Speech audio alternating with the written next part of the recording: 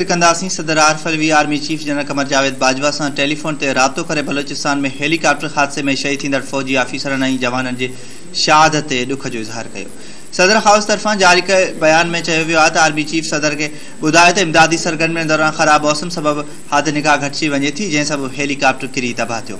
Army chief चयो आहे त हेलीकॉप्टर जो मलबो हथु कयो वियो आहे ऐं समूरा फौजी ऑफिसर ऐं जवान शहीद थी विया आहिनि। सदर हाउस मूजिबि आर्मी चीफ सां पंहिंजी ॻाल्हि ॿोल में सदर ममलिकत उहो बि ॿुधायो हो त शहीदनि जे जनाज़े में शिरकत कंदो ऐं ख़ानदान सां ताज़ियत जो इज़हार कंदो। वाज़े रहे त गुज़िरियल ॾींहुं ओथल खां कराची वेंदड़ पाकिस्तान आर्मी एविएशन जो हेलीकॉप्टर गुम थी वियो हो। ISPR मूजिबि हेलीकॉप्टर में 12 कोर कमांडर समेत 6 ॼणा सवार हुआ ऐं हेलीकॉप्टर लसबेला में बोर्ड रिलीफ ऑपरेशन में मसरूफ़ हो।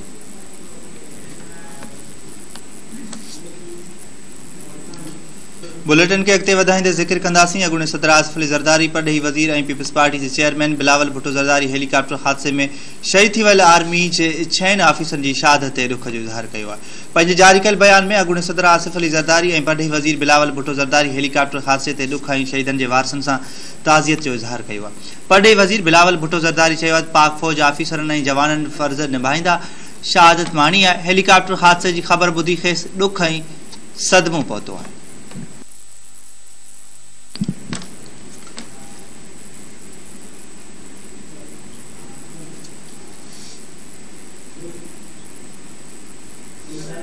ज़िक्र कंदासीं। पाकिस्तान तहरीक इंसाफ खिलाफ पाबंदी पयल फंडिंग केस बाबति इलेक्शन कमीशन जो फ़ैसिलो अचण ते वज़ीर आज़म शहबाज शरीफ PTI चेयरमैन इमरान खान ते छिती तनक़ीद कई आहे। ट्विटर ते जारी कयल बयान में वज़ीर आज़म शहबाज शरीफ लिखियो आहे त PTI परॾेही फंडिंग केस ते इलेक्शन कमीशन जे फ़ैसिले में आइन जी भंज कड़ी करी कूड़ो कसमनामो जमे कराइण ऐं परॾेही रक़म क़बूल करण इमरान नियाज़ी ख़िलाफ़ चार्जशीट आहे।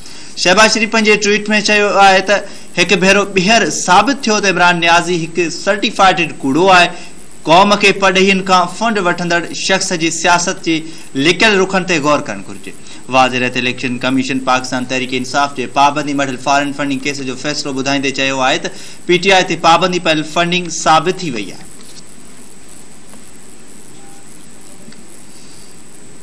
घरू वज़ीर राणा सनावला चयो आहे त इलेक्शन कमीशन जे फ़ैसिले सां Tehreek Insaf foreign added party साबित थी वई आहे। हुन चयो आहे त कानून मूजिबि वफ़ाक़ी हुकूमत लाइ लाज़मी आहे त 15 ॾींहनि अंदरि अहिड़ी पार्टी ख़िलाफ़ डिक्लेरेशन जारी करे। जेकॾहिं सुप्रीम कोर्ट डिक्लेरेशन बरक़रार रखे थी त पार्टी ख़तम थी वेंदी। राणा सनावला चयो आहे त इलेक्शन कमीशन तारीख़ी फ़ैसिलो ॾिनो आहे। चीफ इलेक्शन कमिश्नर ऐं संदसि साथियुनि खे ख़िराज तहसीन पेश करियां थो। इमरान खान बिना जवाज़ चीफ इलेक्शन कमिश्नर ख़िलाफ़ ग़लत ॿोली इस्तेमालु कई। चीफ इलेक्शन कमिश्नर अक़लमंदी ऐं सब्र जो मुज़ाहिरो कयो। घरू वज़ीर चयो आहे त फितना खान उन फ़ैसिले जी रोशनी में मुस्तनिद कूड़ो आहे।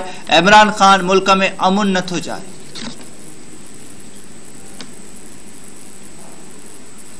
PDM ऐं जमियत उलमा इस्लाम जे सरबराह मौलाना फज़ल रहमान चयो आहे त इलेक्शन कमीशन जे अॼु जे फ़ैसिले संदसि 2010 खां अख़्तियार कयल मौक़िफ़ ते मंज़ूरी जी मोहर लॻाए छॾी आहे। पंहिंजे जारी कयल हिकु बयान में JUI सरबराह मौलाना फज़ल रहमान चयो आहे त अॼु साबित थी वियो आहे त इमरान खान यहूदियन समेत आलमी क़ुवतनि जो एजेंट आहे।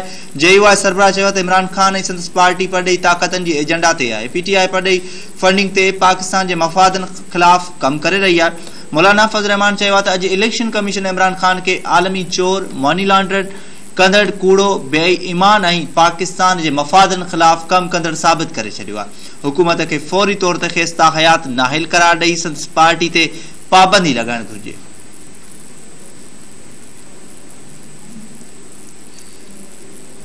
नून लीग नायब सदर मरियम नवाज़ इलेक्शन कमीशन जे फ़ैसिले ते रद्द अमल ॾींदे चयो आहे त क़ौम खे ग़ुलामी मां छुटकारे जो भाषण ॾींदड़ पिणु ॿाहिरीं ताक़तनि जो ग़ुलाम साबित थियो। ट्विटर ते जारी कयल बयान में मरियम नवाज़ चयो त फितना खान पाकिस्तान जो पहिरियों ऐं वाहिद सियासतदान आहे जेको हिक ई फ़ैसिले में तरदीद न थियण जोगनि सबूतनि सां कूड़ो, करप्ट, मनी लॉन्डर ऐं ॿाहिरीं ताक़तनि जे चवण ते कमु कंदड़ साबित थियो आहे। हुन चयो त इमरान खान जो पंहिंजो ई ठाहियल कूड़ो ईमानदारी ऐं हुबल वतनी जो बुत अॼु ऊंधे मों किरी पियो आहे।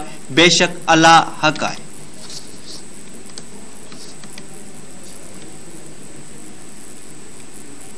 वफ़ाक़ी वज़ीर Syed Khurshid Shah PTI funding case बाबति इलेक्शन कमीशन जे फ़ैसिले खे आइन ऐं कानून मूजिबि करार ॾेई छॾियो आहे। संदसि चवण आहे त वफ़ाक़ी काबीना में इलेक्शन कमीशन जे फ़ैसिले ते गौर थींदो। इस्लामाबाद में वज़ीर आज़म जे सलाहकार कमर ज़मान कायरा सां गॾु न्यूज़ कॉन्फ्रेंस कंदे वफ़ाक़ी वज़ीर खुर्शीद शाह चयो त ॾुखियनि हालतुनि बावजूदि इलेक्शन कमीशन जो फ़ैसिलो अचणु सुठो सवण आहे। खुर्शीद शाह चयो त इमरान खान नंढे चूंड हाराइण जे ख़ौफ़ सबबि कूड़ ॻाल्हाइण शुरू कया। इदारा आइन कानून ऐं ज़िम्मेवारीअ सां फ़ैसिला कनि। वफ़ाक़ी वज़ीर वधीक चयो त गुज़िरियल हुकूमत सबबि मईशत मुतासिर थी। असांखे अवाम आॾो कूड़ न पर सच ॻाल्हाइणु घुरिजे। अॼु असांखे हिकु क़ौम बणिजी सोचण जी ज़रूरत आहे। क़मर ज़मान कायरा चयो त साबित थी वियो आहे त PTI फॉरेन फंडिंग वरिती। आइन मूजिबि परॾेही कंपनी या शख़्स खां फंड वठण ॾोह आहे।